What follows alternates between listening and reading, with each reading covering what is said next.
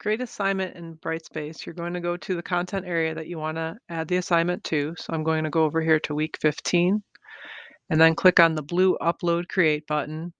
And then you want to scroll down to New Assignment.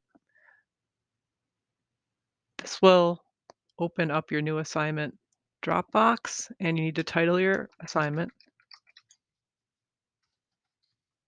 Anything with an asterisk is a field that needs to be filled out.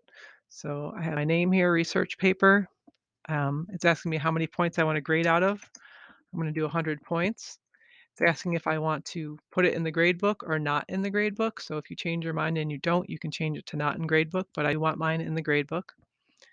You can add a due date for the assignment, which will show up on the calendar. So I'm going to put mine due by September 9th at the end of the day. And then here's the content editor box where you can give the student instructions. So your research paper,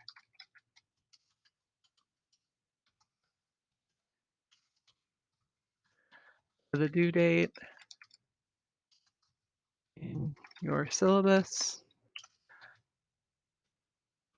And then you can also add, the paper should include, and you can put all of the different bulleted items, or you could add a video to this. If you wanted to, you could go into YouTube.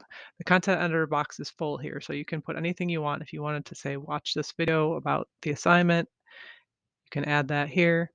And you can also attach files, links within here, um, documents from OneDrive, Google Drive, or web links.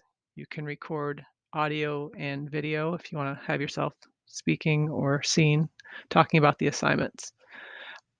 In the top right here, if you want to date restrict it and you don't want anyone to see it until a certain date, you can put in the date that it will be visible, and this is just after midnight, and then you can put in an end date that it'll be visible until. So usually that's right around the due date.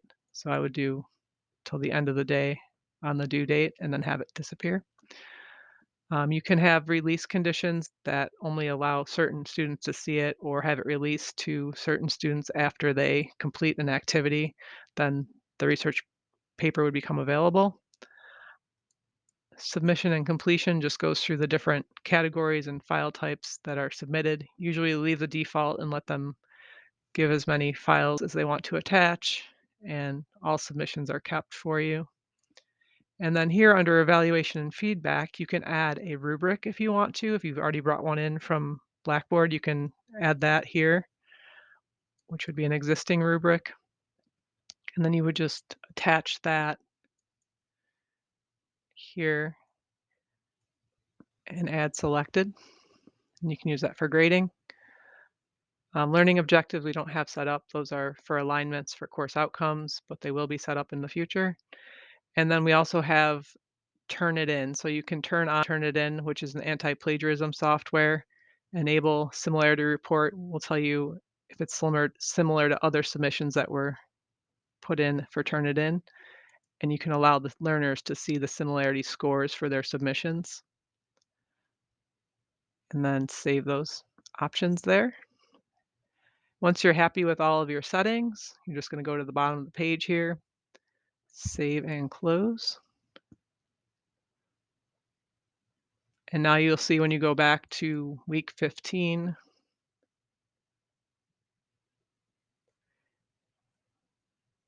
your research paper assignment Dropbox appears. It will not be visible when you first create it, and also if you date restricted it. So the case here is that I date restricted it, but you do have to make it visible for students if you did not date restrict it. And that's all.